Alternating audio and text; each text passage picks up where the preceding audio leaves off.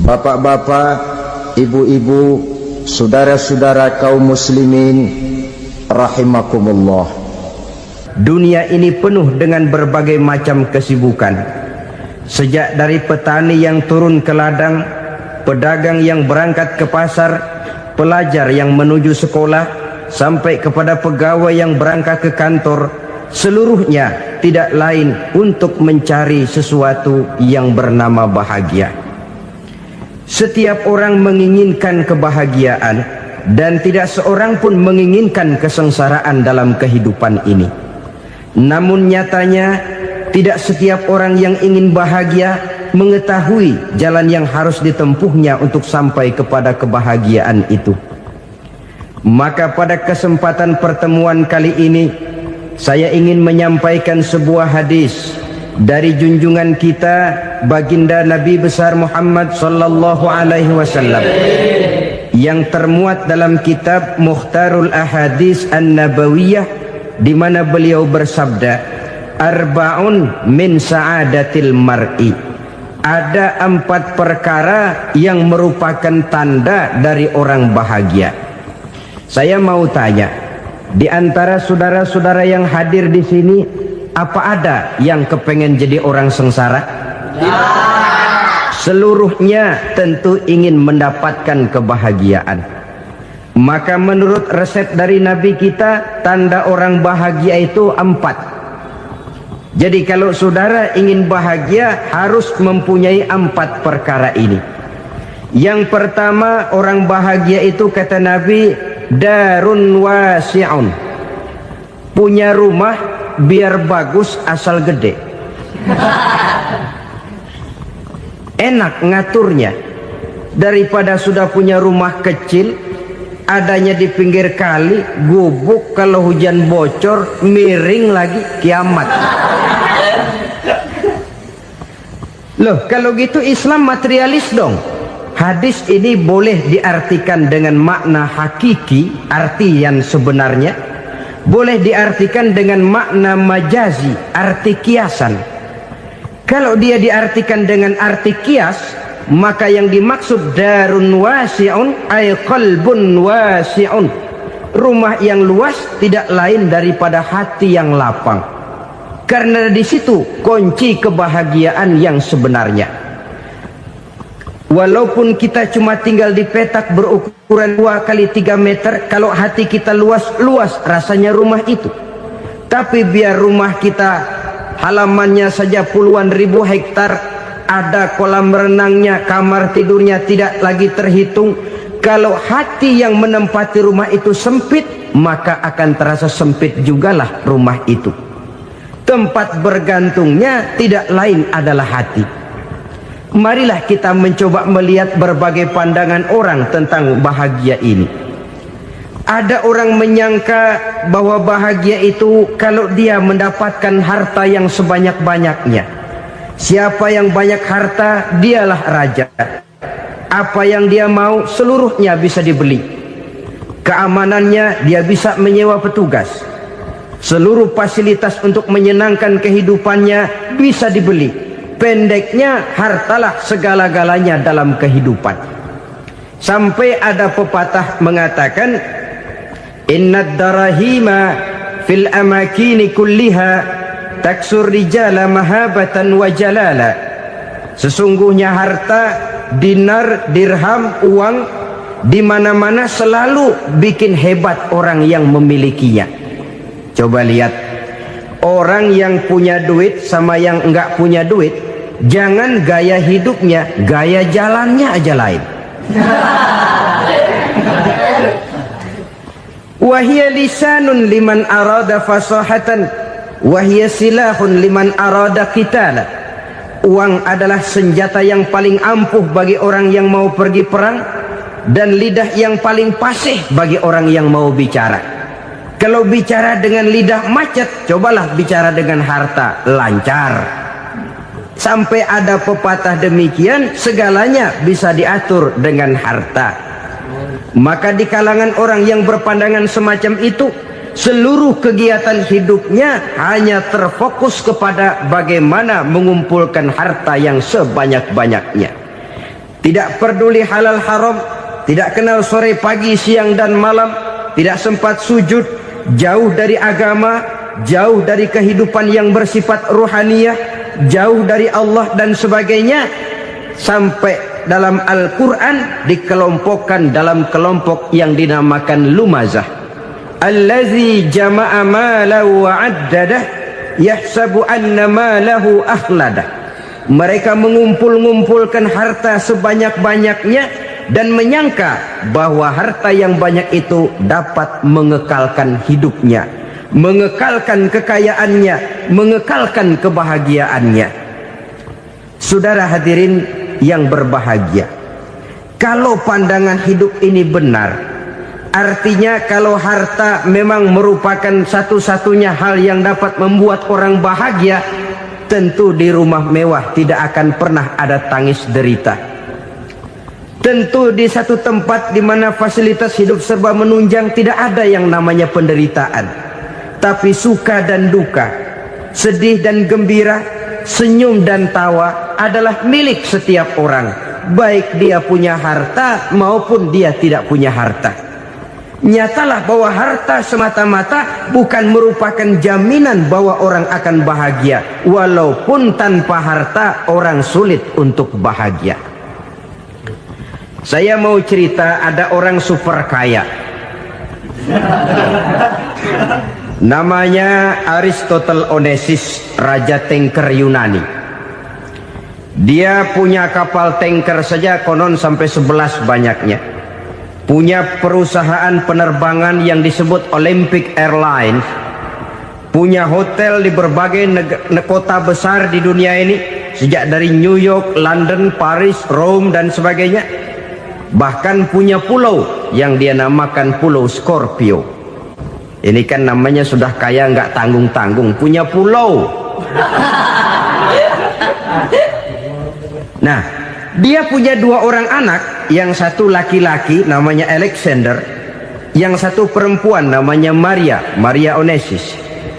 Seluruh harapannya tertumpah kepada anak lakinya Alexander ini, yang akan meneruskan usahanya, meneruskan kekayaannya, meneruskan dinastinya. Apa yang terjadi?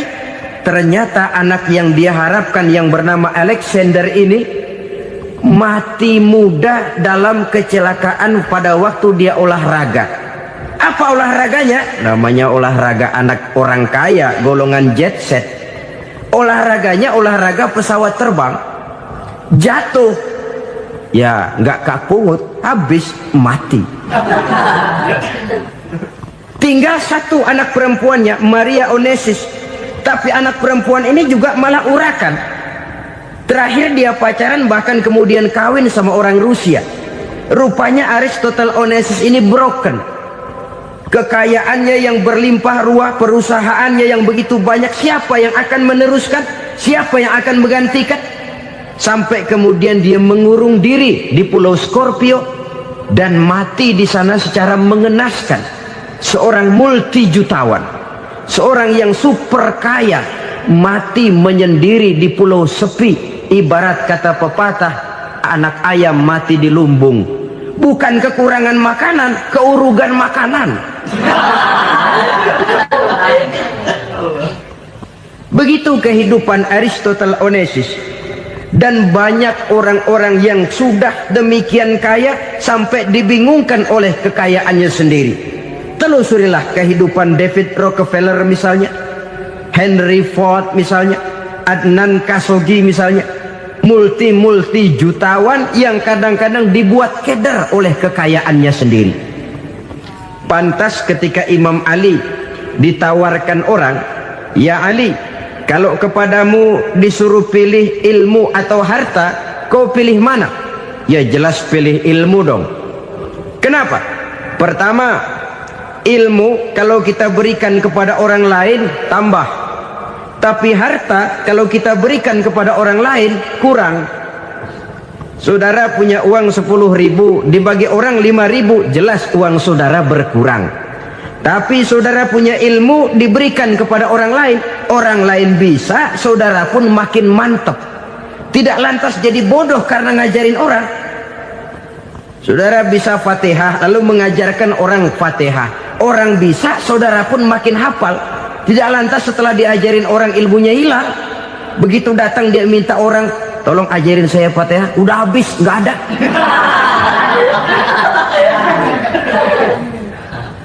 Yang kedua kata Imam Ali, ilmu menjaga kita. Kalau harta, kita yang harus jaga. Makin banyak ilmu, makin terpelihara diri seharusnya. Tetapi makin banyak harta, makin bingung kita jaganya. Sampai kadang-kadang kalau perlu seluruh keliling rumah dipasangi alarm. Belum cukup disewakan anjing besar-besar, pasang di depan pintu, awas anjing galak. Masih belum cukup juga, cari centeng tukang-tukang kepruk jaga rumah. Masih terasa belum aman, padahal rumahnya dikelilingi tembok besar. Di balik tembok ada pintu-pintunya tebal. Di balik pintu itu terbuka masuk kamar, kamar pun ada pintunya, pintunya pun kuat. Masuk ke dalam kamar ada lemari, lemarinya pun pintunya kuat, dikunci, kuncinya pun kuat. Tapi terhadap seluruhnya yang timbul cuma sekedar was-was saja. Kesimpulannya sekali lagi, tanpa harta orang memang sulit untuk bahagia. Tapi harta semata-mata tidak merupakan jaminan orang akan bahagia. Dengan hati yang luas, itu modal utama untuk mencapai kebahagiaan hidup. Orang yang hatinya luas, saudara-saudara, punya hati yang lapang, melihat kenyataan hidup ini, dia bersyukur senantiasa kepada Allah. Lantas tidak timbul hasud dan iri hatinya. Oleh karena itu jiwanya selalu lapang. Kalau tidak, cupik hati namanya, dangkal pandangan, tidak senang melihat orang lain dapat nikmat, dan itu sering dijadikan contoh. Kalau orang yang lapang dada, dia lihat tetangganya beli TV baru, dia berkata, alhamdulillah ya, tetangga kita beli TV, mudah-mudahan kita bisa ikut nonton. Lapang dadanya. Tapi orang yang sempit hati, lihat tetangga beli televisi, meriang. Enggak diapa-apain, meriang. Besoknya dengar tetangga beli motor, makin sakit, ke rumah sakit. Lalu di rumah sakit dengar tetangganya beli mobil, mati. Disiksa oleh perasaannya sendiri. Orang kalau hati sudah sempit dalam hidup, kemanapun dia pergi, sempit rasanya medan kehidupannya. Kemudian kita melihat juga ada orang yang menilai bahwa bahagia itu katanya kalau punya kedudukan yang tinggi, pangkat yang agung, wibawa yang besar. Mungkin betul, tapi mungkin juga tidak. Bergantung kepada hati orang yang punya pangkat itu. Sama dengan harta tadi. Harta akan membawa bahagia kalau dia jatuh ke tangan orang yang berhati lapang. Tapi harta akan jadi bencana kalau jatuh ke tangan hati orang yang sempit. Pangkat akan membawa bahaya kalau jatuh di tangan hati orang yang sempit. Lebih dari itu, kenyataan mengajarkan kepada kita bahwa ternyata pangkat dan jabatan tidak selamanya memberikan kebahagiaan dalam kehidupan. Bahkan resikonya kelewat besar. Beberapa bukti kita bisa ambil dari para pemimpin dunia yang menjadi korban lantaran pangkat dan jabatan yang disandangnya. Saudara ingat Presiden Abraham Lincoln dan John Kennedy dari Amerika? Dibunuh orang.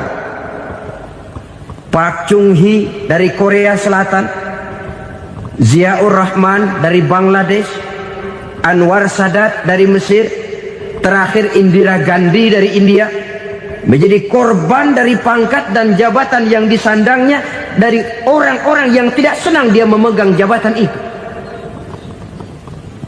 Dia akan mudah mengundang bencana. Sehingga pantas kalau seorang presiden terkemuka Amerika, Harry Truman namanya, dia mengatakan jabatan presiden itu, kata dia, seperti orang nunggang macan, naik macan. Harus kita taiki, kalau enggak dia bakal nerekam kita, ngeri katanya. Adapun orang yang hatinya lapang, Kalau dia menerima pangkat dan jabatan, dianggapnya itu satu kesempatan untuk berbuat baik. Tapi orang yang berhati sempit, menerima pangkat dan jabatan, bukan kadang-kadang menerima, malah berusaha setengah mati mencapai dengan segala cara. Kalau perlu jilat atas, jilat atas. Jadi golongan sumuhun dawu. Jadi kelompok kulon nuwun, yes sir, yang kerjanya cuma oke bos. Kalau perlu jilat atas, jilat atas. Kalau perlu injak yang bawah, injak yang bawah. Perlu sikut kiri kanan, sikut kiri kanan. Yang penting pangkat dapat, jabatan dapat. Orang yang semacam ini, kalau sudah mempunyai pangkat dan jabatan, biasanya dia tidak menganggap itu sebagai amanah, tidak menganggap sebagai kesempatan berbuat baik, tapi malah kesempatan untuk memperturutkan hawa nafsunya yang dilatar belakangi oleh kesempitan hatinya tadi. Apalagi kalau orang memperoleh pangkat karena banyak mengeluarkan uang, seakan-akan pangkat dan jabatan itu sekarang macam proyek pakai tender. Siapa yang berani bayar segini naik, nggak berani minggir. Padahal logikanya, kalau orang mencapai satu jabatan karena banyak mengeluarkan uang, hampir bisa dipastikan bahwa setelah jabatan itu dia pegang, langkah pertama yang akan dilakukannya ialah berusaha bagaimana uang yang dia keluarkan supaya kembali. Ya paling kurang pulang modal dulu dong. Soal mikirin rakyat soal nanti, tapi ini modal harus pulang. Itu celakanya kalau orang memperoleh pangkat dan jabatan cuma karena banyak mengeluarkan uang. Jarang orang yang mempunyai keyakinan dan pandangan bahwa pangkat dan jabatan merupakan amanah. Jadi sekali lagi, pangkat dan jabatan mungkin saja membawa kebahagiaan kalau jatuh ke tangan orang yang berhati lapang. Tapi bisa jadi bencana kalau dia jatuh ke tangan orang yang mempunyai hati yang sempit. Dan lagi-lagi stresnya hati yang lapang. Lalu sebagian orang, saudara, ada yang berpandangan katanya bahagia itu kalau jadi orang terkenal, mempunyai popularitas, menjadi idola di kalangan remaja, di kalangan orang tua, di segala lapisan masyarakat. Padahal makin populer orang, makin terikat dia. Ya kalau macam kita ini kan nggak punya nama, nggak populer, tengah malam buta mau nongkrong di warung Tegal aman. Tapi pangkat, jabatan, kedudukan, popularitas menyebabkan kita diikat dengan berbagai macam peraturan. Cuma mandi sama ke WC saja yang nggak dikawal.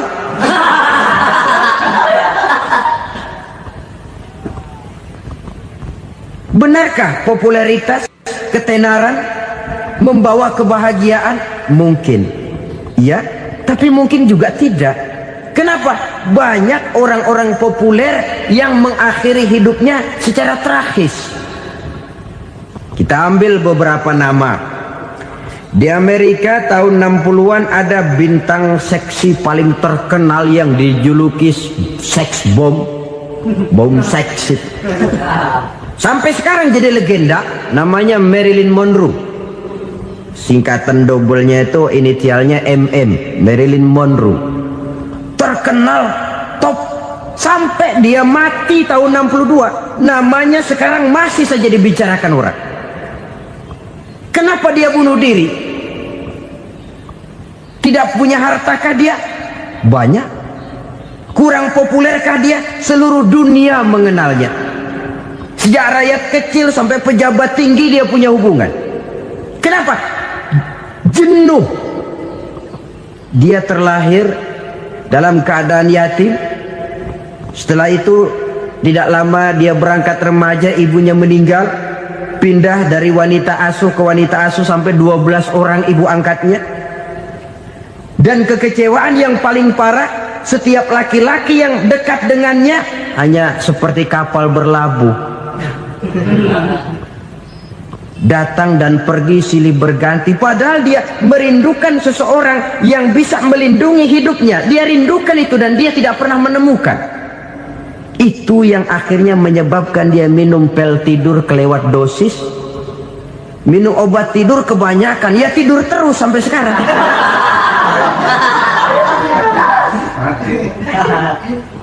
Dia mengakui, saya telah memiliki ketenaran, tapi saya tidak pernah hidup dalam ketenaran itu. Saya pandai main sandiwara, tapi saya ingin hidup dalam alam yang real sebagaimana umumnya orang. Itu yang dia rindukan. Menyusul jejak yang namanya Marilyn Monroe ini, Billie Holiday, saudara kenal tentu, di rumah sakit dirawat. Dia juga minum obat overdosis, mati lagi. Jimi Hendrix minum obat tidur overdosis kelewat batas, mati lagi. Lalu yang menghanyutkan diri di danau, Janis Joplin dan Brian Jones. Ini orang-orang populer, orang-orang terkemuka yang mengakhiri hidup secara tragis, bukan karena tidak terkenal, mungkin karena sudah saking terkenalnya. Contoh paling belakangan, Bruce Lee. Wah, ini tukang-tukang keprok tentu kenal siapa dia. Sampai sekarang pun tabir kematiannya masih merupakan misteri. Dan yang masih hidup juga menunjukkan gejala yang aneh. Michael Jackson, rumahnya di Beverly Hills itu dijaga sedemikian rupa, dan dia selalu curiga kepada setiap makanan harus steril, bersih dari segala macam kimia. Kemana dia pergi, itu tukang-tukang keprok sudah selalu menjaga dan mengawal, dan dia seakan takut menunjukkan mukanya yang asli. Hingga kalau tampil ke tengah di luar show, dia kadang memakai pakaian yang tidak menunjukkan dia yang sebenarnya, takut dikenali orang.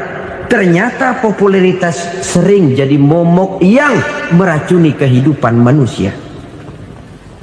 Oleh karena itu, benarlah junjungan kita pada saat beliau mengajarkan orang akan bahagia kalau dia mempunyai hati yang lapang. Nah, sekarang masalahnya untuk mendapatkan hati yang lapang, caranya bagaimana?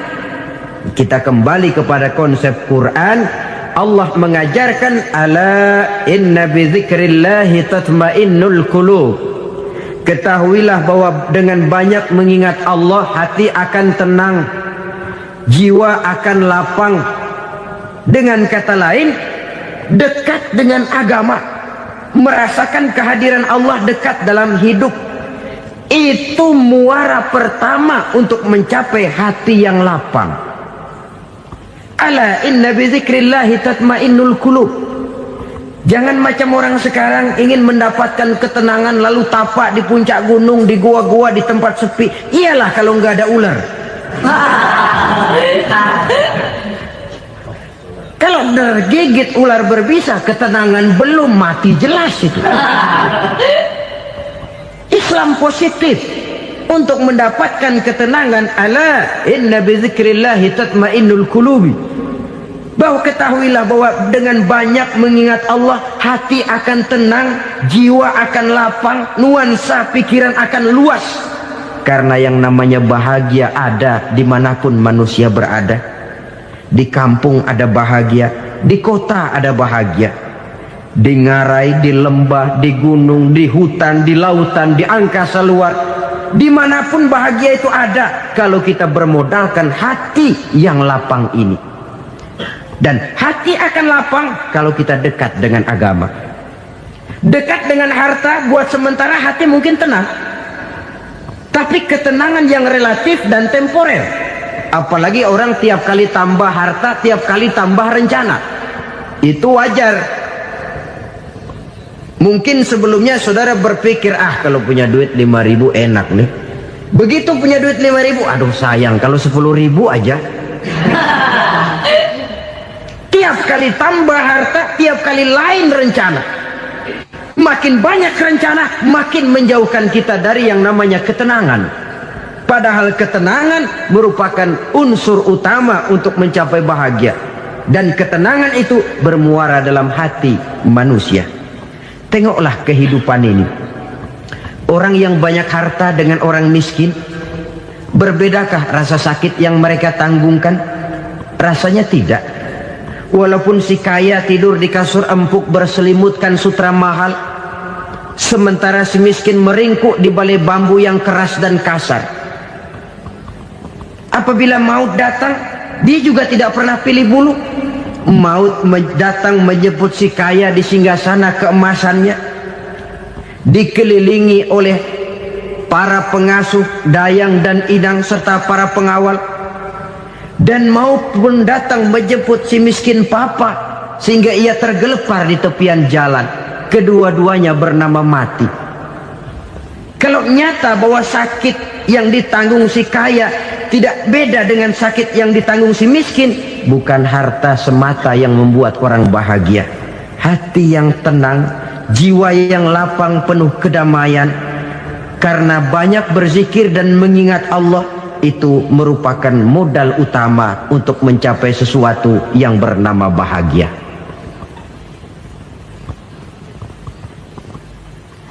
Saudara hadirin yang saya hormati, inilah yang pertama dari 4 ciri yang digambarkan oleh Nabi tentang tanda-tanda orang bahagia. Dan harus berangkat dari yang pertama ini, hati yang lapang. Ini yang harus kita miliki lebih dahulu, baru nanti akan menyusul kepada poin yang ketiga, kedua dan selanjutnya. Sebab kalau hati sudah terisi dengan jiwa yang lapang, seluruh persoalan insya Allah akan bisa kita atasi dengan sebagaimana mestinya.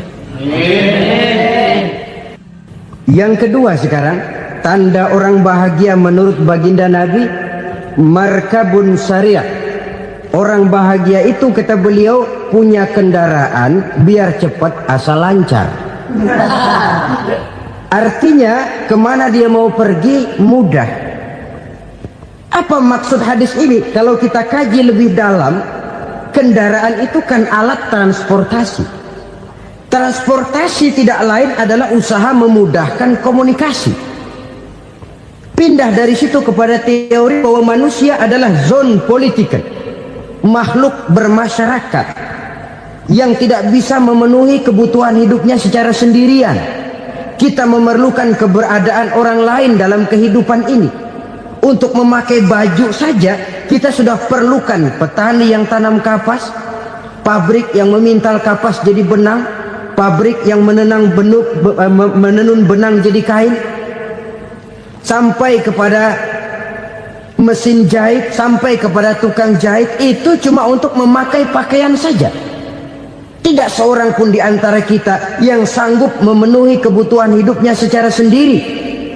Kita perlu orang lain.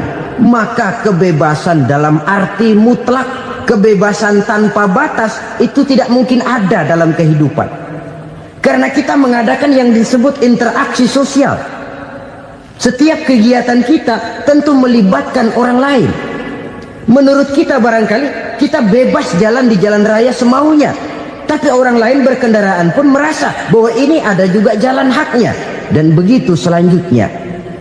Oleh karena itu, maksud dari kendaraan yang cepat ini adalah khulata'uhu ma'as solihin. Lingkungan pergaulannya terdiri dari orang-orang soleh. Pergaulannya luas. Kemana dia pergi ada temannya. Kesulitannya ada tempat dia cerita. Dan kesulitan kalau sudah diceritakan kepada orang lain, taruh kata orang itu tidak bisa menolong, namun menceritakannya kepada orang yang kita percayai, kan paling kurang sudah mengurangi beban jiwa, mengurangi tanggungan batin, merasa masih ada tempat kita cerita. Maka lebih baik orang awam yang mau bergaul ketimbang orang setengah alim tapi ngunci pintu. Sebab nantinya akan timbul sikap picik, cupik pandangan, dan tidak luas menghadapi kenyataan dalam kehidupan ini. Namun yang harus kita garis bawahi, pergaulan memang mesti luas. Namun jangan sekali-kali lupa bahwa pergaulan sangat besar pengaruhnya dalam ikut membentuk kepribadian manusia. Sehari-hari bisa kita bilang kalau kita dekat sama tukang minyak wangi, sekalipun nggak dibagi minyaknya, baunya tentu dapat. Betul? Tapi dekat sama tukang elas, walaupun nggak kena apinya, asapnya mesti kena.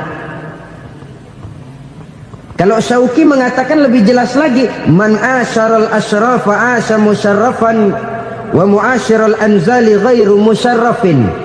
Awalam taral jildal hakira muqabbalan bisagri lamma sara jildal mushaf.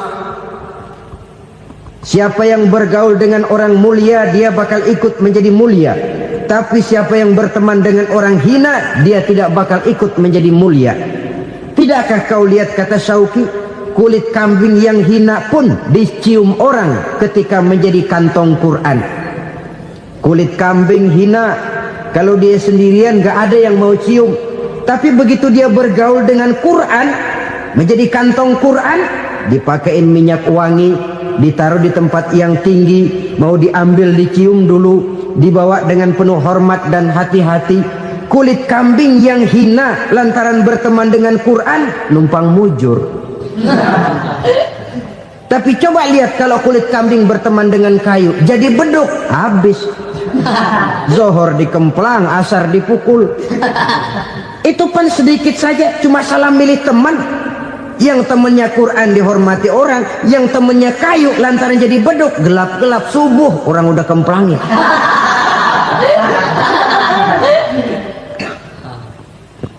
Maka terutama kepada adik-adik remaja yang masih mencari identitas diri, yang ibarat kaset masih kaset kosong, mudah diisi oleh apapun, pandai-pandailah memilih teman dalam bergaul.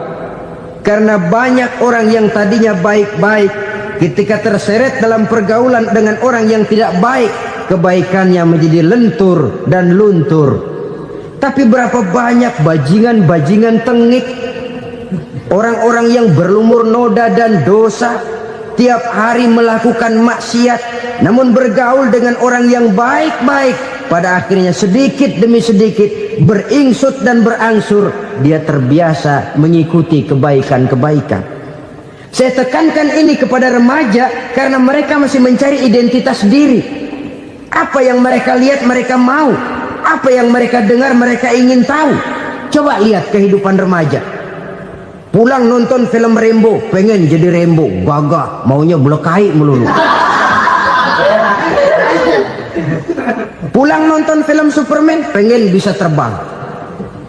Pulang nonton India, nyanyi melulu. Wajar, mereka masih mencari identitas diri. Saya ini sebenarnya siapa? Lingkungan, pergaulan akan membentuk itu. Karena itu pandai-pandailah bergaul, karena ia sangat besar pengaruhnya dalam ikut membentuk kepribadian manusia. Apalagi sifat yang jelek lebih cepat menularnya ketimbang sifat yang baik. Sifat yang baik, watak yang soleh itu lambat sekali untuk menular. Tapi yang tidak baik, kan prosesnya mah kalau remaja biasanya mula-mula dengar. Karena dengar lalu pengen tahu.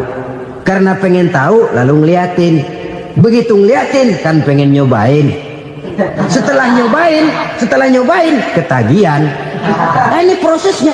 Yang namanya ganja, morfin, narkotik, awalnya kan begitu. Mula-mula dengar, katanya kalau sudah fly to the sky, sudah melayang ke langit, katanya disitulah puncak kebahagiaan. Mulanya cuma dengar. Karena dengar pengen tahu. Karena pengen tahu lalu ngeliat, kumpul sama orang yang suka ngeganja. Setelah ngeliat, lah pengen ngerasain. Begitu ngerasain enak juga, ketagihan. Kalau sudah ketagihan jadi penyakit kronis, bisa merembet kepada yang lain. Iya, kalau orang tuanya mampu untuk beli morfin, beli ganja. Kalau tidak kan pikirannya ngayap, jemuran siapa ya gue sabet. Timbullah perbuatan-perbuatan negatif yang bermula dari salah pergaulan. Apalagi buat adik-adik remaja yang tinggal di kota-kota besar, yang pengaruh budaya, pengaruh kesenian, pengaruh struktur kehidupan yang nampak makin individualistis, di mana persaingan tajam, tensi ekonomi tinggi, orang mudah mengalami stres. Pandai-pandailah dalam bergaul, sekali lagi, karena ia sangat besar pengaruhnya dalam ikut membentuk kepribadian manusia. Orang bahagia punya kendaraan yang cepat, artinya punya pergaulan yang luas, dan lingkungan pergaulannya terdiri dari orang-orang yang soleh. Kemana dia pergi, ada teman. Kesulitannya, ada tempat dia cerita. Tapi kalau sudah menyendiri, hidup sendiri, kesulitan dipikiri sendiri, bisa mati belum waktunya. Tidak ada tempat berbagi rasa, tidak ada tempat bercerita, tidak ada tempat mengurangi beban dalam kehidupan. Pantas betul kalau Islam sangat menggalakkan dan menganjurkan orang kalau sudah sampai waktunya itu untuk melangsungkan nikah. Kata Nabi, ya ma'syaras syabab man istata'a minkumul ba'at falyatazawwaj. Hai para pemuda, kalau sudah mampu memberi nafkah, kawinlah, nikahlah kamu. Kenapa? Sudah ada teman hidup, tempat berbagi rasa. Kesulitan kalau ada tempat cerita akan lebih ringan ketimbang kita telan sendiri, walaupun bobot kesulitannya sama beratnya.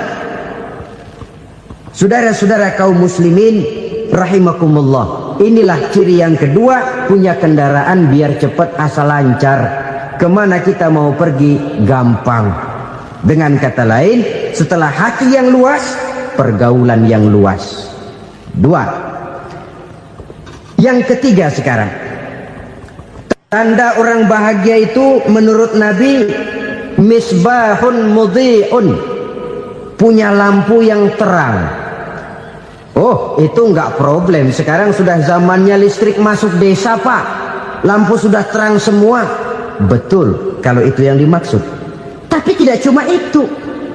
Karena lampu yang dimaksud di sini, lampu yang akan menerangi seluruh perjalanan hidup. Dan perjalanan hidup itu sudah dimulai sejak kita terlahir ke alam ini, sampai masuk ke alam barzah, kumpul di padang mahsyar, sampai ke akhirat. Lampu yang menerangi itu yang diperlukan. Kalau lampu, katakanlah yang paling top sekarang kan lampu jenis Mercury. Taruhlah itu di rumah kita, dia cuma menerangi rumah kita, menerangi hati pun tidak sanggup. Bila kita masuk ke alam barzah, alam kubur, sanggupkah si Mercury yang begitu terang menerangi alam barzah kita? Tidak sanggup lagi. Sanggupkah lampu yang ratusan watt, bahkan puluhan ribu watt menerangi kehidupan di padang mahsyar? Tidak akan sanggup lagi. Kalau demikian, yang dimaksud lampu yang terang di sini apa? Tidak lain amal soleh, kebajikan yang kita lakukan dalam hidup. Itu yang akan jadi lampu penerang. Di dunia nama kita akan terang, jasad kita boleh hancur terkubur tanah, tapi nama kita akan dikenang orang. Begitulah kalau orang meninggalkan kebajikan dalam hidup seperti sekarang. Ribuan orang tiap saat berziarah ke kubur Imam Syafi'i, ke kubur Imam Malik, ke kubur Imam Ghazali, ke kubur orang yang baik-baik, orang yang soleh-soleh. Kebajikannya yang ditinggalkan, yang mengukir namanya dengan tinta emas. Sehingga saudara sudah terbaring di alam kubur, orang lewat, Allah, ini kuburannya Fulan bin Fulan, dulu ini kebaikannya Masya Allah, saya ikut merasakan. Mari kita mampir sebentar, kita Fatihah. Mohon disampaikan Allah pahalanya kepada almarhum. Al-Fatihah. Itu kalau orang baik-baik. Lalu saudara tanya, Pak, orang mati dikirimin Fatihah apa nyampe pahalanya? Saya jawab, kalau saudara nggak percaya, mati dulu dah. Nanti saya Fatihain, tungguin di sana. Umpama nggak sampai, balik lagi kemari. Sekarang ini kan maunya otak-otakan saja. Kalau nggak masuk otak, nggak percaya. Padahal alam gaib itu nggak bisa diotak-otakin. Sama saja dengan saudara pernah dengar cerita kapal Tampo Mas tenggelam tak? Pernah nggak? Di mana? Ya, di laut Masalembo. Begitu ke Tampo Mas tenggelam, ratusan penumpang itu terjun ke laut, dipermainkan gelombang, berjuang menghadapi maut itu. Orang lagi timbul tenggelam di lautan, dihantam ombak, kita tengokin pakai helikopter. Pak, lagi timbul tenggelam ya? Iya, tolongin. Jangan khawatir Pak, nih saya kirim intan Pak, harganya 10 juta. Kira-kira orang yang timbul tenggelam di laut seneng nggak? Tidak. Kan mahal toh intan 10 juta. Kenapa dia nggak senang? Karena intan 10 juta dalam kondisi seperti itu tidak sanggup menyelamatkan dia. Dia akan girang kalau dikirimin ban mobil bekas, dikirimin papan terentang atau bambu. Intan yang 10 juta dia nggak girang, ban mobil bekas yang 1000 perak tuh pegang, itu yang dia girang betul. Inilah sebabnya Nabi berkata, mal mayyitu fi qabrihi illa kal ghariqil mutaghawwis. Orang yang meninggal di alam kuburnya seperti orang timbul tenggelam di lautan. Yantaziru da'watan min ahli, menunggu doa dari keluarganya yang masih hidup. Duh, bapak saya sudah meninggal, saya sayang benar sama dia.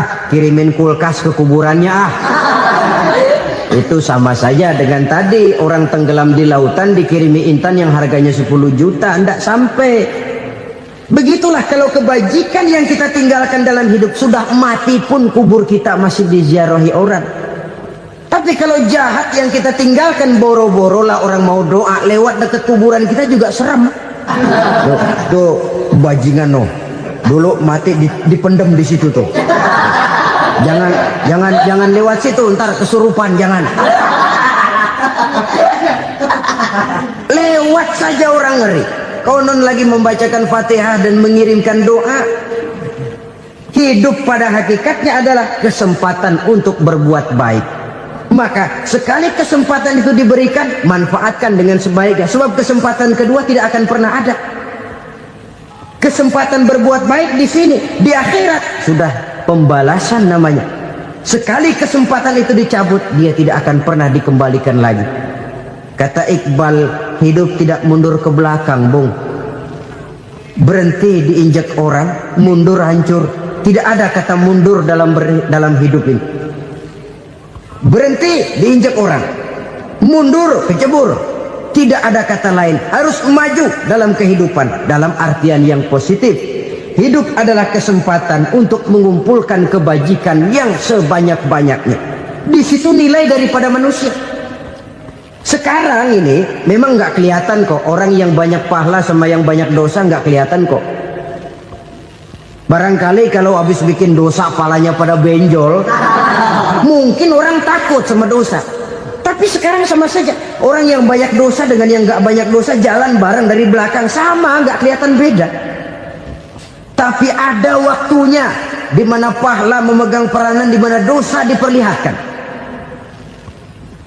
Sama saja kalau kita bawa mobil siang, lampu kan nggak begitu berfungsi. Apa lalu bilang, alah ini lampu berat-beratin, copot-copotin aja dah. Tidak perlu begitu. Kenapa? Pada suatu saat malam senja akan datang. Bila matahari terbenam, senja pun datang, gelap mulai merayap, disitulah baru terasa perlunya lampu. Pahala begitu. Sekarang orang yang nggak ada pahalanya nggak kelihatan dalam kehidupan. Tapi pada suatu saat senja kehidupan akan datang. Ajal merenggut nyawa, malam merayap, dan hidup mulai diliputi kegelapan di alam barzakh. Dikala itu kalau nggak punya lampu, alangkah malangnya kita. Sebab amal yang baik, kata Nabi, di alam barzakh itu akan diciptakan menjadi perempuan yang cantik menemani kita. Amal yang jahat akan menjadi orang yang paling jelek nemenin kita. Udah di tempat gelap yang nemenin jelek.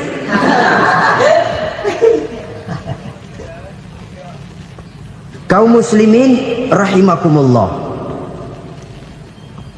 Kalau demikian masalahnya, tergantunglah kita pandai memanfaatkan waktu. Al-waktu kasayf, waktu itu cepat sekali. Yang namanya waktu itu tahu-tahu.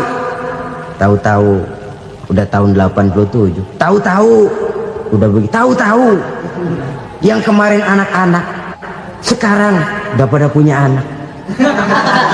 Tahu-tahu saja itu. Begitu cepat waktu berlalu. Kalau tidaklah pandai kita memanfaatkannya, akan rugi kita. Nabi bersabda, man kana yaumuhu khairun min amsihi fahuwa rabih.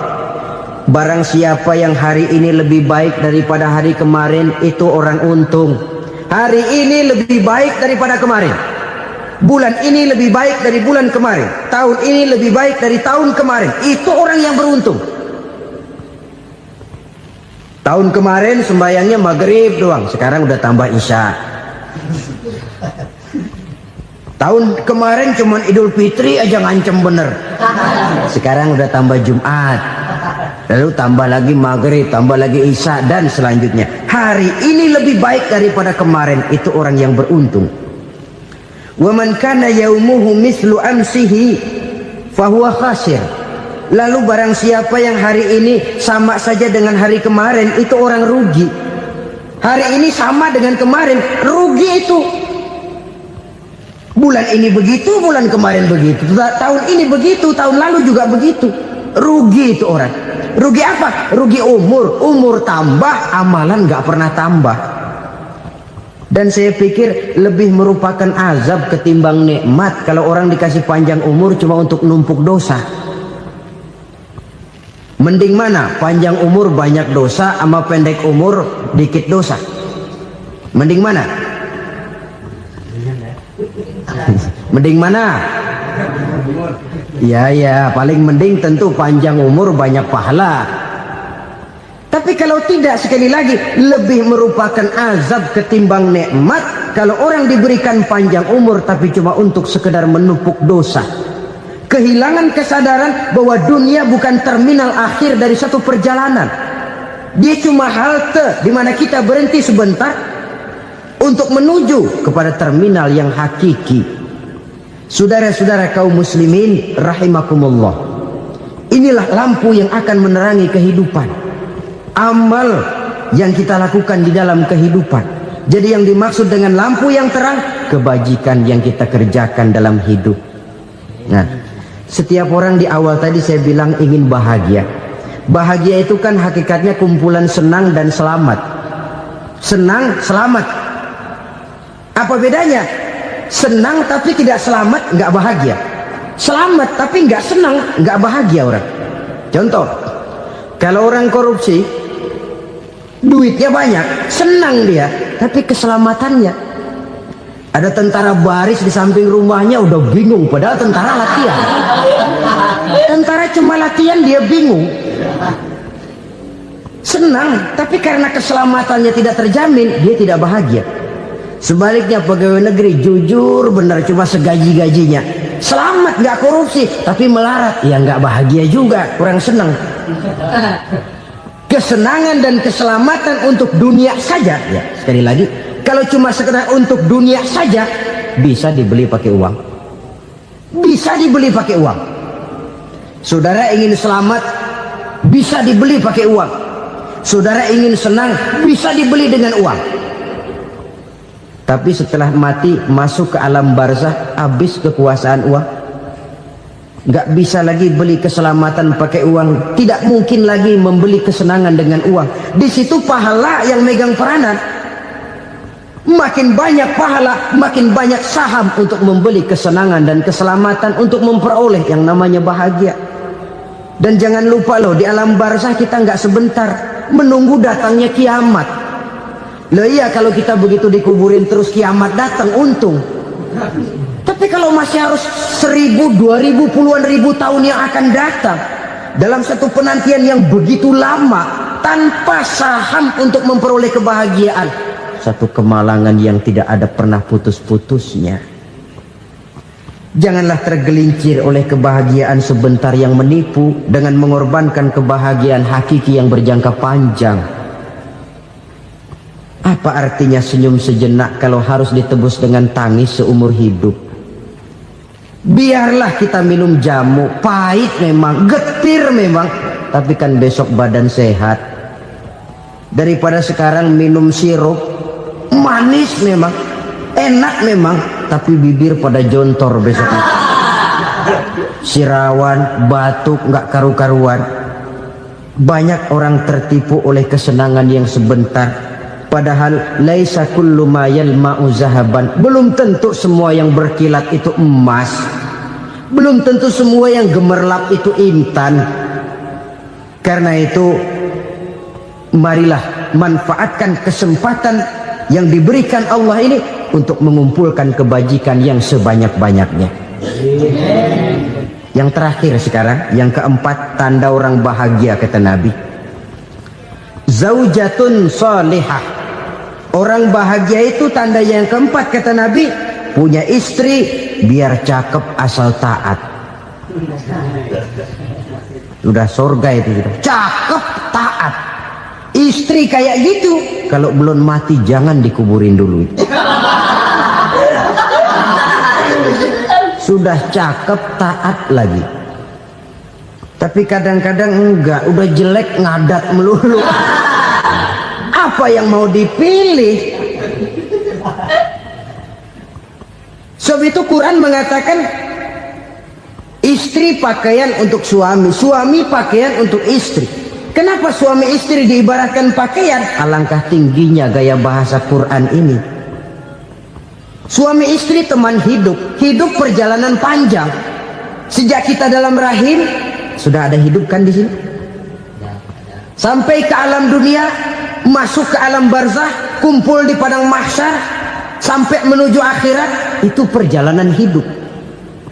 Carilah istri atau suami teman hidup yang membawa manfaat tidak hanya kehidupan di dunia ini, sampai di alam barzah, sampai di padang mahsyar.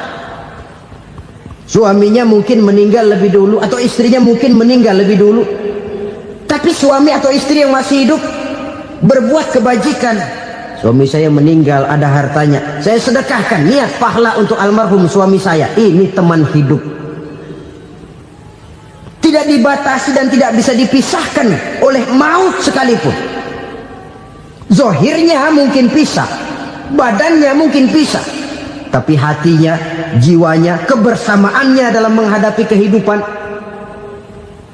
Karena itu saudara-saudara, bahasa Quran indah. Suami istri diibaratkan seperti pakaian. Apa fungsi pakaian? Pertama, pakaian jadi kebanggaan. Artinya suami harus menjadi kebanggaan istri, istri harus jadi kebanggaan suami. Yang kedua, pakaian itu kan fungsinya menutup aurat. Artinya sesama suami istri harus saling menjaga kekurangan masing-masing. Jangan malah sesama suami istri saling membongkar rahasia dan aibnya sendiri-sendiri. Istrinya diceritain jeleknya di mana-mana, atau suaminya dibongkar rahasianya di pasar umum.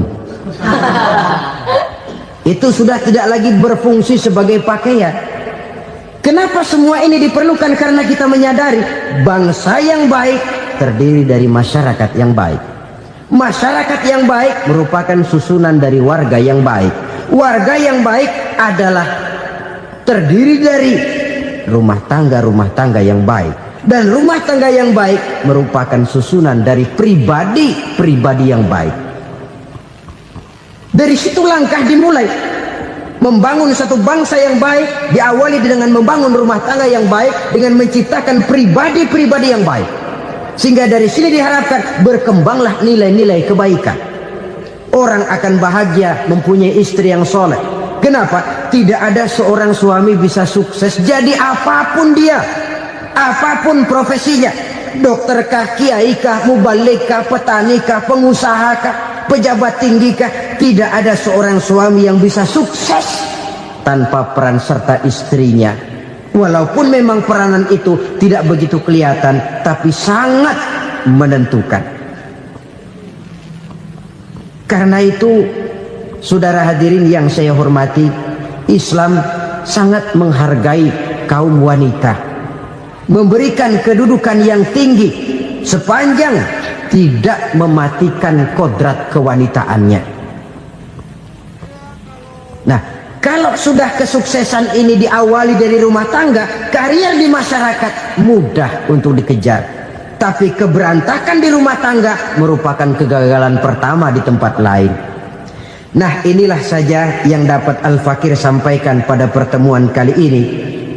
selalu berusaha menyimpan sesuatu yang bisa membawa manfaat, baik untuk dirinya, untuk anak cucunya, maupun untuk keluarganya, untuk masa kini dan masa depannya.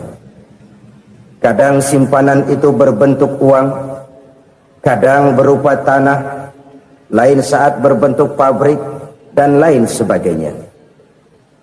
Sementara masa depan yang paling pasti adalah akhirat.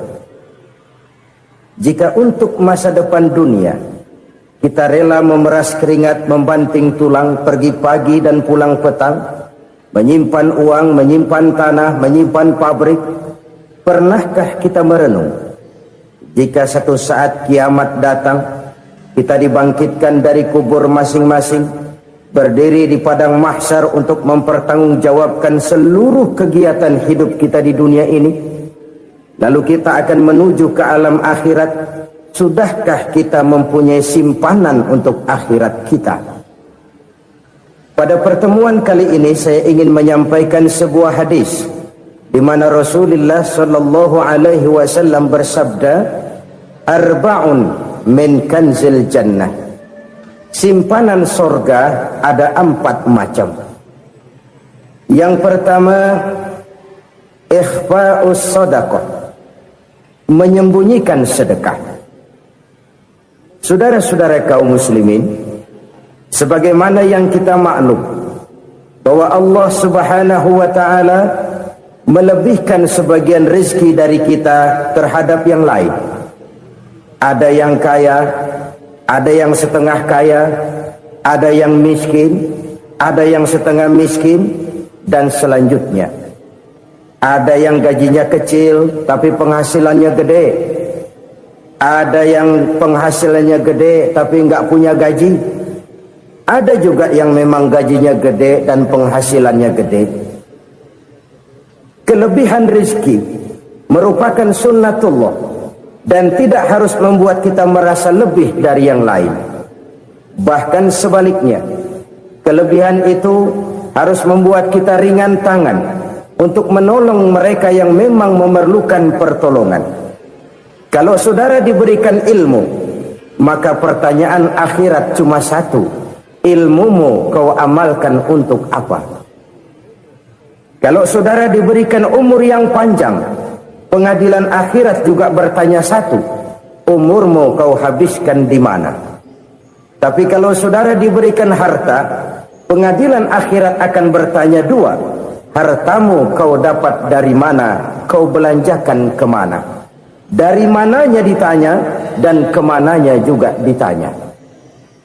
Oleh karena kita akan dimintakan pertanggungan jawab, maka amanah yang bernama harta ini harus kita gunakan dengan sebaik-baiknya.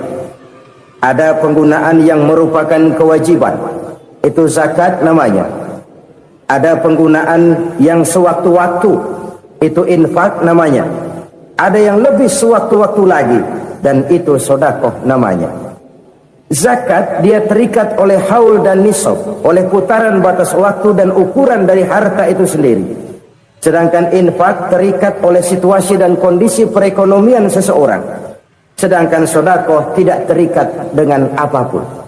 Dalam kondisi seperti apapun kita bisa melakukan sedekah dengan yang terkecil sekalipun. Sampai-sampai Rasulullah sallallahu alaihi wasallam mengajarkan, la tahkiranna minal ma'rufi syai'an walau an talqa akhaka biwajhin talik. Atau ada hadis, tabassumuka fi wajhi akhika laka shadaqah. Senyumanmu kepada temanmu adalah sedekah. Jadi untuk melakukan sedekah tidak harus dalam berbentuk uang. Dengan ilmu kita bisa sedekah, dengan tenaga kita bisa bersedekah, dengan pikiran kita bisa bersedekah, bahkan senyum kepada teman itu pun sedekah. Jadi kalau sedekah dengan uang memang belum punya uang, nyengir aja banyakin. Itu asal pada tempatnya, jangan lalu ketemu tiang listrik cengengesan. Tentu tidak pada tempatnya dan tidak wajar. Nah, sedekah yang paling dicintai Allah adalah sedekah yang disembunyikan. Artinya, jauh dari sifat riya. Kan kadang-kadang ada orang sedekah itu disebutkan namanya, apa tidak bagus? Kalau memang niatnya ikhlas, ya bagus-bagus saja. Untuk memberikan sugesti kepada yang lain. Si Fulan bin Fulan nyumbang sekian, diumumkan. Boleh kalau niatnya untuk memberikan rangsangan kepada yang lain supaya dia menyumbang lebih besar dari orang tadi. Tapi kalau itu mendatangkan riya, maka sedekah yang paling dicintai Allah adalah sedekah yang disembunyikan. Tangan kiri saja tidak tahu apa yang diberikan oleh tangan kanan. Sedekah yang dilakukan dengan ikhlas akan merupakan perbendaharaan surga, tersembunyi dari pandangan orang lain, tidak seorang pun tahu. Karena memang sikap yang baik adalah melupakan kebaikan dan mengingat kesalahan. Itu salah satu ciri orang bahagia. Orang yang selalu mengingat kesalahannya dan berusaha melupakan segala kebaikannya. Kalau dia akan ada kebaikan, dia tidak bisa ikut, dia merasa rugi karena dia merasa belum pernah berbuat baik. Tapi kalau akan melakukan kesalahan baru, dia ingat kesalahan yang sudah-sudah, sehingga terhalang baginya untuk melakukan satu kesalahan baru. Demikianlah saudara-saudara, bahwa Allah melebihkan rizki sebagian kita dari yang lain, agar terjadi tolong-menolong dalam kehidupan ini. Jadi kesenjangan yang nature, kesenjangan yang alami, itu sunnatullah. Ada yang kaya, ada yang miskin, ada yang kelas menengah. Nah, kenapa lalu sekarang kita berusaha mengentaskan kemiskinan? Oleh karena adanya kesenjangan struktural. Kalau yang kaya bisa semakin kaya, kenapa yang miskin tidak bisa naik jadi ikut sedikit kaya? Sebab pada dasarnya Islam adalah agama yang sejak turunnya sudah berupaya memerangi kemiskinan. Bahkan dikatakan kemiskinan itu mendekatkan kepada kekufuran. Orang kalau miskin udah dekat banget sama kafir. Gampang menjadi kafir. Berapa banyak saudara-saudara kita yang oleh karena soal perut, oleh karena soal materi, terpaksa meninggalkan dan menanggalkan akidahnya. Menjual petunjuk yang diberikan Allah dengan kesenangan dunia yang cuma sebentar ini. Na'udzubillah, summa na'udzubillah. Jadi makin kita sembunyikan satu sedekah, semakin banyak perbendaharaan kita di surga. Sedekah yang paling dicintai Allah adalah sedekah yang disembunyikan. Malahan ada seorang sufi, dia punya kebiasaan kalau pergi sholat Jumat dia bawa uang, itu uang dia taruh di bawah tikar masjid. Dia niat sedekah kepada siapa saja yang nemuin itu duit. Maksudnya apa? Supaya yang nemuin nggak tahu siapa yang punya duit. Demikian dia saking ingin menyembunyikan sedekahnya. Karena sifat riya itu bisa memakan amal kita sendiri. Riya itu termasuk menyebut-nyebut kebaikan kita. Orang yang suka nepuk dada, sedikit-sedikit ngitungnya kalau nggak gua. Tuh kalau nggak gua tuh yang belas itu kalau nggak gua. Iya kalau nggak lu kenapa emang? Orang yang suka menepuk jasad. Tuh biasanya memang begitu saudara-saudara. Kalau perang lagi berkecamuk, orang nggak sempat ngaku jadi pahlawan. Tapi begitu perang selesai, yang kagak kenal bedil ngaku pahlawan, mas. Itu sesuatu yang biasa. Oleh karenanya, orang-orang yang ikhlas dalam bersedekah, disembunyikannya sedekah itu, Allah cinta betul.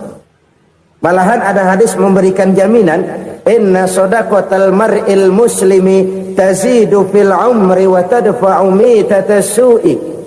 Sesungguhnya sedekahnya seorang mukmin tazidu fil umri, bisa menambah umur panjang.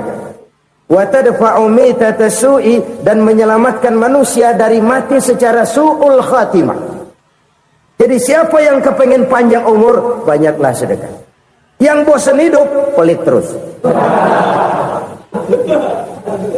Sedekah menambah panjang umur dan menyelamatkan manusia dari mati secara su'ul khatimah. Pak, katanya umur itu nggak bisa ditambah, nggak bisa dikurangin. Kapan? Kalau ajal sudah datang. Fa idza jaa ajaluhum la yastakhiruna sa'atan wa la yastakdimun. Kalau ajal datang tidak bisa dimajukan, tidak bisa dimundurkan. Itu kalau ajal sudah datang. Tidak bisa lagi umur ditambah dikurangi, sudah datang. Tapi kalau belum datang, itu kan haknya Allah. Mau ditambah, mau dikurangi, hak prerogatif Allah. Sebagai pencipta manusia, Allah maha kuasa dan maha mampu. Sedekah ini menambah panjang umur dan menyelamatkan manusia dari mati secara su'ul khatimah. Itu orang mati kan sama ya, kondisinya mati, nggak nafas. Tapi hakikat mati kan lain-lain. Ada yang mati itu husnul khatimah, baik akhirnya. Misalnya lagi ngaji mati, lagi sholat mati, lagi sedekah mati. Ini yang dinamakan dengan husnul khatimah, baik di akhirnya. Sebaliknya ada yang su'ul khatimah, jelek di akhirnya. Ini yang jadi catatan akhir. Lagi nyekek botol, mampus. Lagi banting kartu, modar. Su'ul khatimah, jelek pada akhirnya. Sedekah menyelamatkan manusia dari mati secara su'ul khatimah. Dan kita semua kepengen mendapat husnul khatimah, jauh dari su'ul khatimah. Oleh sebab itu yang bisa menyelamatkan kita dari penyakit itu antara lain adalah sedekah yang disembunyikan, yang dikerjakan dengan ikhlas karena Allah, tidak karena kepengen dipuji orang, tidak karena ingin dikatakan orang pemurah. Sebab orang dermawan itu orang yang memberi tanpa harus diminta. Kalau masih harus diminta, ya belum dermawan namanya, masih harus diminta. Kalau nggak diminta ya tulus, lolos, polos.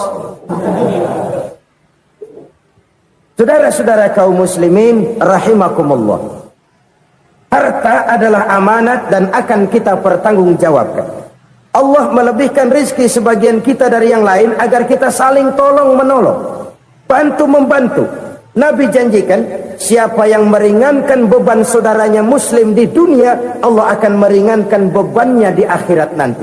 Sebuah jaminan dari baginda Nabi. Si orang yang kita bantu barangkali tidak bisa membalas, Allah yang akan membalas lewat jalan lain yang tidak pernah kita sangka-sangka. Ada orang tanya, Pak, ini ada orang nyumbang masjid sambil marah-marah, bagaimana? Saya bilang sumbangannya aja ambil, marahnya jangan. Marahnya jangan diambil, itu urusan dia. Saudara-saudara kaum muslimin rahimakumullah, umat Islam ini kan umat yang punya potensi besar.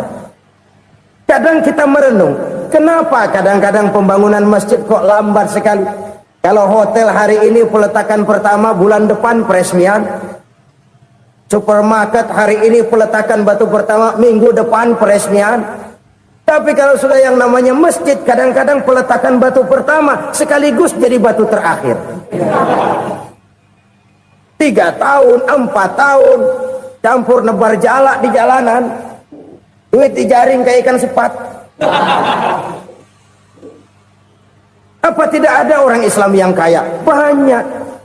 Apa tidak ada pengusaha muslim yang jadi konglomerat? Ada. Lalu yang belum banyak itu yang komit terhadap nilai-nilai agamanya. Akhirnya kita jatuh jadi umat yang lemah. Belum ada pengusaha konglomerat muslim buka pabrik supermi cap beduk misalnya umpamanya atau pabrik kecap cap sorban supaya identitas keislamannya sedikit kelihatan. Kita jatuh jadi umat yang lemah karena potensi tidak terinventarisir dengan baik. Kita ini ibarat kompor yang cuma matengin nasi orang lain. Potensi kita dimanfaatkan oleh orang lain. Ukhuwah Islamiyah kita baru terbatas kepada silaturahmi. Ukhuwah di bidang ekonomi kita lemah, ukhuwah di bidang kebudayaan kita lemah, apalagi ukhuwah di bidang politik kita lebih rapuh lagi. Padahal ukhuwah itu adalah totalitas kehidupan manusia, menyangkut ipolek sosbud, memerlukan nilai-nilai ukhuwah. Jadi oleh karena itu mari kita menyadari di dalam harta kita, walaupun kita yang cari, pergi pagi, pulang sore, peras keringat, banting tulang, di sana ada harta anak yatim. Di sana ada hak masjid. Di sana ada hak pesantren, di sana ada hak jihad. Berbahagialah seseorang apabila dia oleh Allah dijadikan keran. Keran itu menyimpan air, tapi tidak untuk dirinya, tapi disalurkannya kepada mereka yang memang memerlukannya. Saudara-saudara kaum muslimin rahimakumullah, ini yang pertama. Jadi perbendaharaan surga adalah menyembunyikan sedekah. Orang lain nggak tahu, kita pun nggak pernah ngitung-ngitung. Kita anggap lewat begitu saja, padahal itu deposit akhirat. Satu. Yang kedua, perbendaharaan surga itu apa? Wa kitmanul musibah, menyembunyikan kesulitan. Kadang orang takut menghadapi kesulitan, tapi makin kita merenung, hidup ini kan sebenarnya urusan. Takut sama urusan, ya jangan hidup. Tandanya orang hidup itu kalau punya urusan. Urusan melupakan problem. Problem sering menimbulkan kesulitan. Kesulitan bukan untuk ditakuti, tapi untuk diatasi dan dicarikan jalan keluarnya. Siapa sih orangnya yang nggak pernah sulit-sulit? Makin tinggi status sosialnya, makin gede urusannya. Makin tinggi kualitas imannya, makin berat tingkat kesulitannya. Cuma memang yang namanya enak itu seperti pelangi. Biang lala itu nggak pernah di atas kepala kita, di atas kepala orang melulu. Lo sih enak lo, kata kita. Dia juga bilang yang enak kan lo. Pelangi itu nggak pernah di atas kepala kita. Kata tukang beca, aduh enak ya naik Mercy. Kata tukang beca, apa yang di dalam mobil Mercy? Aduh enak bener tukang beca, di jok ngeringkuk ngorok pulas bener. Saya kamar pakai AC, sejuk, tempat tidur sutra, empuk, alga, spring bed, kulak kulik, nggak bisa pulas kalau belum minum Valium, belum tidur. Enak bener tukang beca, di jok ngorok nggak tahu wetan kulon. Si tukang beca bilang yang di Mercy enak, yang di Mercy bilang tukang beca enak. Inilah enak, nggak pernah di atas kepala kita, di atas kepala orang lain melulu enak itu. Nah, saudara-saudara, yang merupakan perbendaharaan surga itu orang yang bisa menyembunyikan kesulitan, baik pribadi ataupun rumah tangga. Nih terutama rumah tangga yang jadi soalnya. Kadang-kadang kita ini kalau senang, sebaliknya kalau senang kita diam, kalem aja, cuek. Banyak banget duit kita bawaan, diam aja udah. Malah ketemu orang takut. Tapi begitu susah, sekampung tahu. Padahal Nabi mengajarkan perbendaharaan surga itu menyembunyikan musibah, menyembunyikan kesulitan. Kalau enak, cerita sama orang-orang. Kalau nggak enak, rasain sendiri, tekan sendiri, atasin sendiri. Kita kan sebaliknya, tenang kita diam, asal lagi susah, paling tidak kita nyari teman buat cerita kesusahan. Siapa orangnya yang nggak pernah susah? Cuma soalnya bagaimana kita mengatasi kesusahan itu sendiri.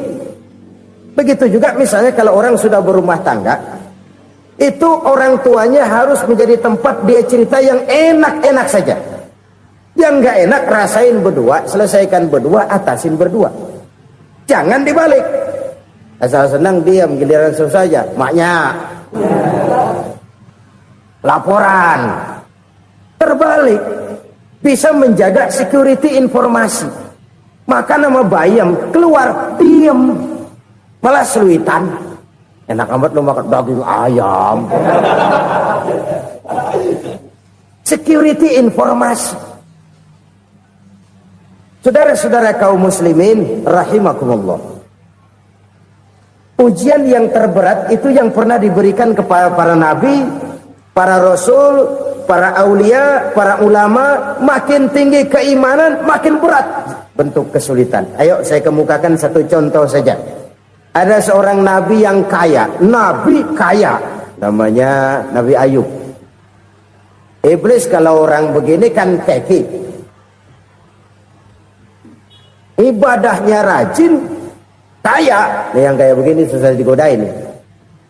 Kalau ibadahnya rajin, miskin, kali bisa disogok. Sini imannya mantap, ibadahnya rajin, kaya, nabi lagi. Tapi namanya iblis, nggak kurang akal. Laporan, Tuhan, kenapa iblis? Ya ini bahasa saya, bahasa Qur'annya sih nggak gitu. Itu hambamu yang namanya Ayub, dia rajin ibadah cuma karena dikasih kaya aja. Coba kasih miskin dia, berhenti dia sembahyang. Ah, kamu bisa aja. Saya tahu Ayub itu hambaku yang ikhlas. Saya buktiin Tuhan, silahkan.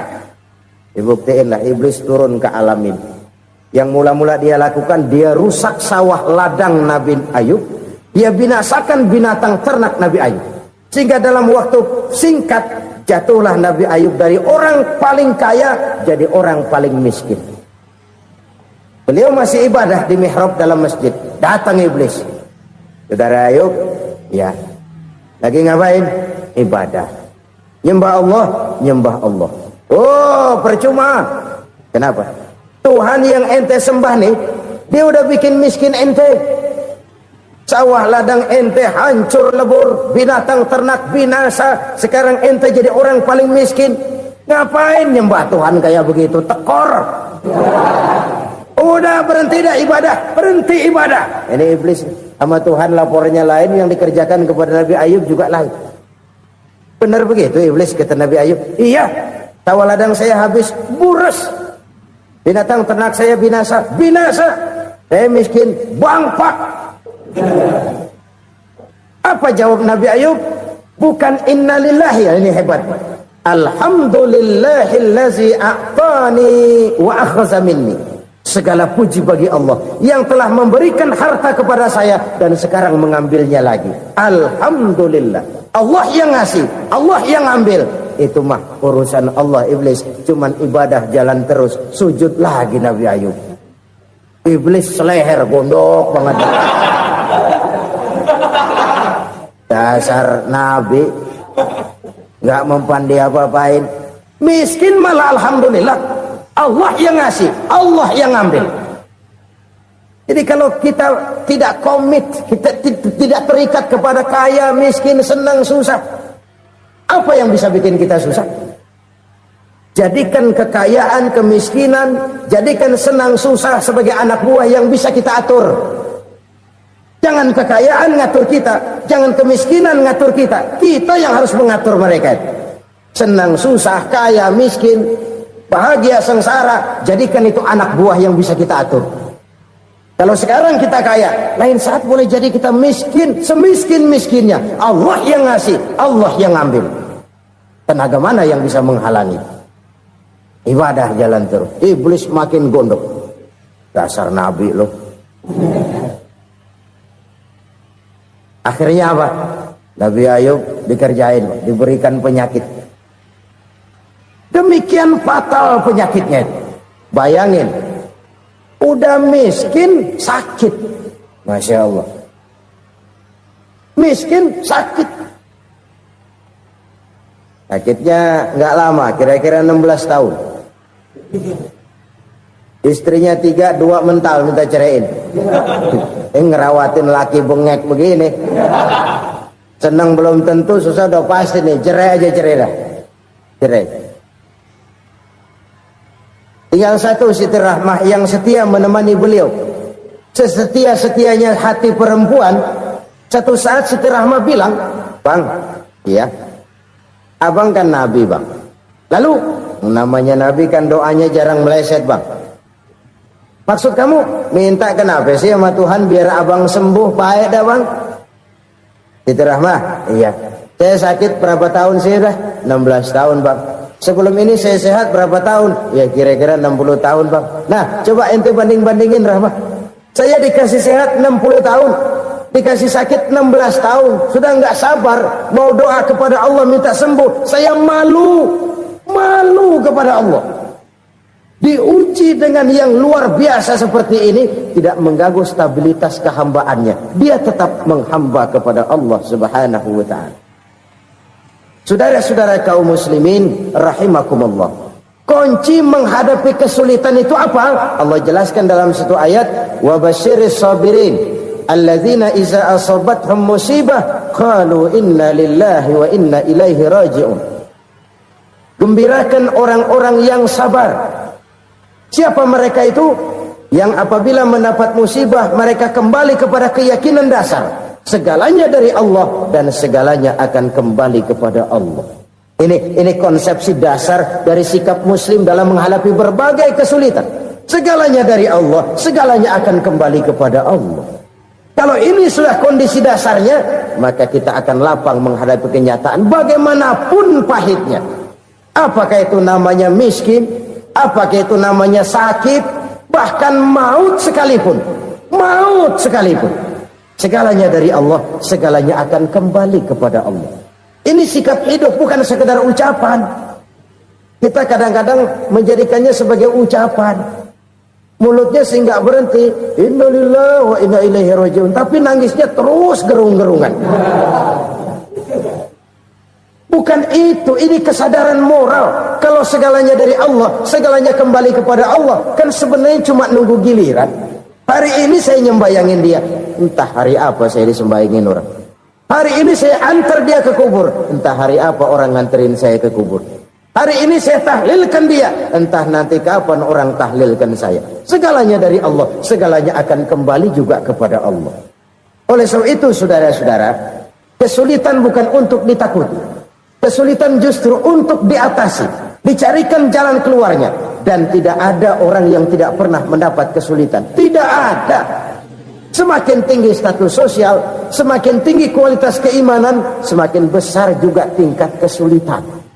Hanya saja bagaimana cara kita mengatasinya. Dan Al-Quran menyatakan, inna ma'al usri yusra. Di balik kesulitan itu pasti ada kemudahan. Roda itu berputar. Karena itu Rasulullah sallallahu alaihi wasallam mengingatkan kepada kita, ta'arraf ilallahi fir raha ya'rifka fis syiddah. Ingatlah kepada Allah di waktu kamu senang, supaya Allah ingat kepada kamu di waktu kamu susah. Kalau waktu senang kita ingat kepada Allah, kita susah, Allah tidak akan meninggalkan kita. Tapi kalau waktu senang kita jauh dari Allah, sujud tidak sempat, dengan masjid jauh, ketika senang kita lupakan Allah. Nanti begitu kita susah, Allah lupakan kita. Dan itu menyakitkan. Oleh karena itu orang-orang tua kita dulu bilang, kalau lagi sehat ingat-ingat lu bakal sakit nanti. Kalau lagi kaya ingat-ingat satu saat kita bakal jatuh miskin. Bahkan kalau lagi muda ingat-ingat kita bakal tua. Dan yang terpenting kalau lagi hidup ingat-ingat kita bakal mati. Saudara-saudara kaum muslimin rahimakumullah. Jadi yang kedua yang merupakan perbendaharaan surga, menyembunyikan musibah. Saudara-saudara kaum muslimin rahimakumullah. Hal ketiga yang merupakan perbendaharaan surga adalah wasilatur rahmi. Orang yang suka bersilaturahmi. Sebagaimana yang kita maklum bahwa manusia adalah makhluk yang disebut zon politika. Makhluk sosial yang tidak mungkin hidup sendiri-sendiri. Betapa dan siapapun kita memerlukan orang lain. Bodoh betul manusia kalau tinggal di tengah masyarakat tapi tidak mau bermasyarakat. Merasa hebat sendiri, pintar sendiri, gagah sendiri, kaya sendiri. Mungkin kalau mati juga ngubur sendiri. Jangankan kita di sini, di sorga saja Nabi Adam waktu sendirian bengong melulu, mondar mandir. Allah tegur dam sepi dam. Ya ini kalau bahasa saya. Iya Tuhan sepi ini nggak ada coret-corekan pisan ini. Diciptakan Siti Hawa baru anteng Nabi Adam. Itu di surga. Cobalah. Umpamanya saudara tinggal di Jakarta nih. Kaya bener. Apaan aja di Jakarta punya saudara deh. Jembatan Semanggi ambil. Monas, Buntel bawa pulang. Hotel-hotel ambil semua. Cuman tinggal di Jakarta sendirian, apa enaknya? Betapa dan siapapun kita perlu orang lain. Tidak ada seorang pun yang bisa memenuhi kebutuhan hidupnya secara sendiri-sendiri. Nah, Islam telah menyelamatkan manusia dari ras diskriminasi. Mengikat manusia dengan persaudaraan yang berlandaskan kepada akidah. Karena itu dianjurkan bersilaturahmi. Bahkan Nabi menyatakan, man arada ayyubsata lahu fi rizqihi wa yunsa'a fi atharihi falyasil rahimah. Siapa yang kepengen diluaskan rezekinya dan dipanjangkan usianya, banyaklah ia bersilaturahmi. Siapa yang kepengen dimudahkan rezekinya, hendaknya ia banyak bersilaturahmi. Kalau banyak teman, kesulitan kan paling tidak ada tempat cerita. Udah susah sendirian, kita pikirin diri, nggak ada tempat tukar pikiran. Cepet banget sama bengek. Dilawan sendiri. Nah, secara makro kita bisa berkata, tidak mungkin ada kemenangan kalau tidak ada kekuatan. Tidak ada kekuatan kalau tidak ada kesatuan dan persatuan. Tidak mungkin ada kesatuan dan persatuan tanpa semangat silaturahmi. Kalau umat Islam mau menang, dia harus kuat. Kalau umat Islam mau kuat, dia harus bersatu. Kalau umat Islam mau bersatu, dia harus membudayakan silaturahmi ini. Bahkan sampai-sampai kata Nabi, kalau bisa cari nilai tambah. Apa? Silman qata'ak. Bersilaturahmilah kau kepada orang yang marah denganmu. Masya Allah, indahnya ajaran agama kita. Orang yang marah pun kepada kita, kata Nabi, kalau bisa bersilaturahmilah kepadanya, kepada orang yang marah itu. Di situ nilai tambah. Cuman jujur nih hadis, ngucapinnya gampang, ngamalinnya yang berat banget. Orang marah sama kita, kita disuruh silaturahmi, ada apa sama lu? Lu marah, ada gua marahan lagi. Tunggu pikirin. Saudara-saudara kaum muslimin rahimakumullah. Tapi ini yang diajarkan, bahkan ini yang dicontohkan oleh baginda Rasul. Bagaimana begitu mudah, misalnya satu saat Abu Jahal ini ngatur strategi bagaimana bikin Muhammad celaka. Dia gali lubang di depan tempat tidurnya. Dia tutupin daun korma. Terus dia panggil seseorang, ke sini. Kasih tahu Muhammad, pamannya sakit keras, minta ditengokin. Berangkat orang ini ke sana. Muhammad, labbaik. Pamanmu sakit keras, dia minta ditengokin. Baik, saya akan datang menjenguk beliau. Berangkatlah Nabi ke rumah Abu Jahal tanpa prasangka apapun. Abu Jahal udah pasang setil, selimut 3 rangkap setengah dipakai, persis kayak orang meriang. Tapi sembari ngintip dari balik selimut, begitu Muhammad buka pintu, nah masuk perangkap nih. Muhammad jalan menuju tempat pembaringan. Makin lama makin dekat, makin lama makin dekat, makin dekat ke lubang yang dipasang oleh Abu Jahal itu. Dalam hati Abu Jahal, terus dah jatuh, mampus dah lo ini. Mampus lo hari ini nih. Apa yang terjadi? Malaikat Jibril datang. Muhammad, pamanmu cuma pura-pura sakit. Di depan tempat tidurnya ada lubang perangkap supaya kamu jatuh ke situ. Sudah, kamu pulang. Balik kanan Nabi. Sudah hampir jatuh ke lubang, balik kanan, pulang. Bayangin kecewanya Abu Jahal. Muhammad dikit lagi, Muhammad dikit lagi. Enggak paman, saya pulang aja. Emosi bangun dari tempat tidur, enggak sadar kalau lagi pura-pura sakit. Lompat ngejar Nabi, dia lupa dengan lubang yang dia gali. Serak, nyemplung sendiri ke dalam lubang.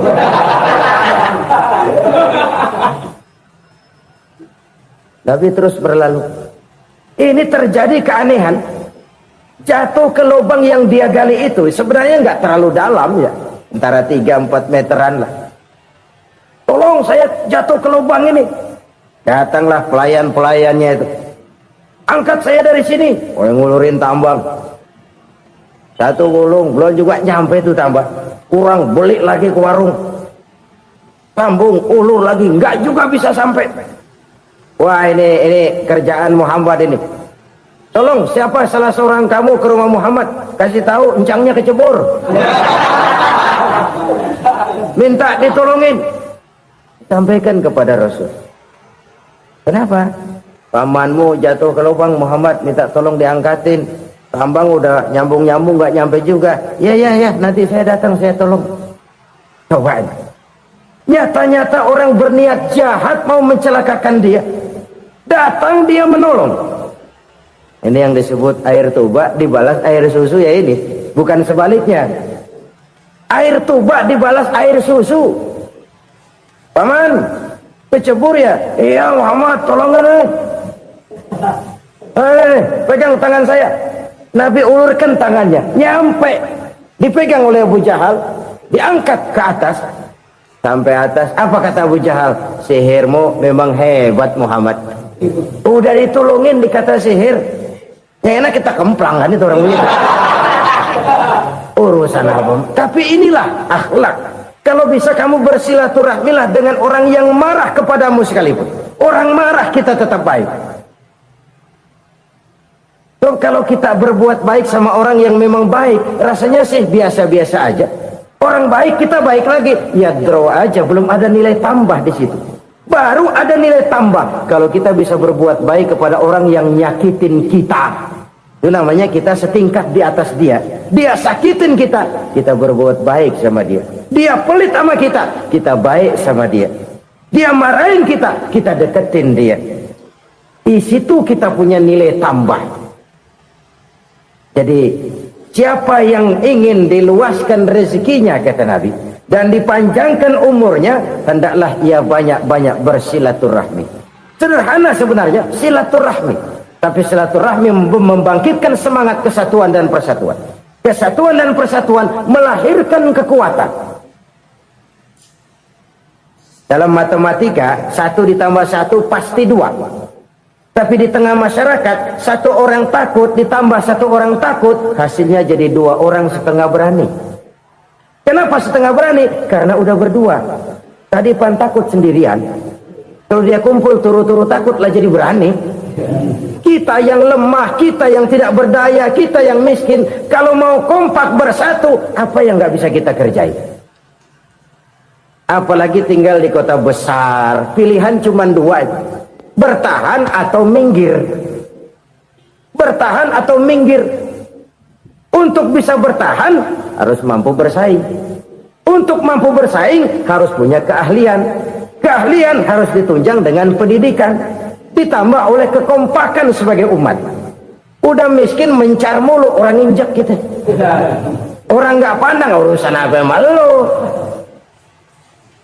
Oleh karena itu silaturahmi pada hakikatnya merupakan ruh dari ukhuwah yang diajarkan oleh agama kita. Bagaimana Islam menyelamatkan masyarakat manusia dari ras diskriminasi, mengikat manusia, dan tidak ada persaudaraan yang lebih indah selain persaudaraan yang diikat dengan nilai-nilai akidah. Sepanjang orang di jalan Allah, itulah saudara kita. Keluar dia dari jalan Allah, selesailah persaudaraan sampai di situ. Karena itu, kalau ingin menyimpan sesuatu di surga, banyaklah bersilaturahmi. Datang ke rumah ini, datang ke rumah itu, dan lain sebagainya. Itu simpanan kita di akhirat nanti. Ini yang ketiga. Saudara-saudara, yang keempat, perbendaharaan surga itu apa? Wa qawlu la hawla wa la quwwata illa billah. Ucapan la hawla wa la quwwata illa billah. Ibadah kan ada yang berat, modalnya besar. Bangun masjid berat, modalnya besar. Bangun rumah sakit berat, modalnya besar. Ada ibadah yang berat tapi modalnya ringan. Misalnya puasa. Puasa itu berat, mengendalikan nafsu. Kalau sekedar nggak makan nggak minum sih enteng, mengendalikan nafsu. Itu jihad terbesar, tapi kan modalnya ringan, cuma niat saja. Ini ibadah berat, modalnya ringan. Ada ibadah yang ringan, modalnya juga enteng. Seperti termasuk ucapan la haula wa la quwwata illa billah. Tanpa sadar, la haula wa la quwwata illa billah. Nyelengin tuh di surga. Nyelengin, kita nggak terasa, nyelengin simpenan akhirat. La haula wa la quwwata illa billah. Nyimpen lagi. Kaget, la haula wa la quwwata illa billah, nyimpan lagi, banyak simpenan. Walaupun sebenarnya yang dimaksud di sini adalah kesadaran batin bahwa tidak ada daya dan kekuatan kecuali Allah. Itu intinya. Kita memulai pekerjaan disunahkan baca bismillah, kan begitu. Apa itu? Kesadaran moral Bahwa ini saya bisa kerjakan. Saya kerjakan ini dengan menyebut nama Allah. Kenapa? Kalau Allah tidak memberikan daya dan kekuatan, mana mampu saya kerjakan ini. Maka saya kerjakan ini dengan menyebut nama Allah. Bismillah. Kesadaran moral. Manusia hanya wajib berusaha, tapi nggak pernah wajib berhasil. Banyak hal-hal yang kalau kita renungkan secara rasio nggak mungkin, tapi jadi kenyataan. La haula wala quwata illa billah. Tidak ada daya dan kekuatan kecuali bagi Allah semata-mata. Kesadaran moral akan kelemahan dan keterbatasan makhluk bernama manusia. Kadang kita kagum dengan otak, tapi kita sering lupa sama yang bikin otak. Padahal bagaimanapun hebatnya otak, yang bikin otak pasti lebih hebat dari otak. Nggak percaya, silahkan otak-otakan. Inilah kecenderungan. Kita kagum dengan pesawat-pesawat mutakhir, bukan main besi gede banget terbang itu. Alangkah hebatnya. Lalu apa yang bikin otak tidak lebih hebat dari itu semua? Kita puji laut, apa yang bikin laut tidak lebih hebat dari laut itu? La haula wala quwata illa billah. Tidak ada daya dan kekuatan kecuali Allah. Apa yang bisa kita lakukan kalau tidak karena daya dan kemampuan yang diberikan oleh Allah kepada kita? Lahirlah sikap tawadu, rendah hati, tidak melonjak menjadi angkuh dan sombong, sadar akan kelemahan dan keterbatasan diri. Sebagai makhluk yang diciptakan oleh Allah Subhanahu wa ta'ala. Jadi satu sisi ini ucapan yang berpahala, la haula, jadi wiridan. Pada sisi lain ini kesadaran moral, sikap mental, kesadaran batin, bahwa yang punya daya dan kekuatan itu cuma Allah. Kita nggak pantas untuk sombong, sebab sombong itu pakai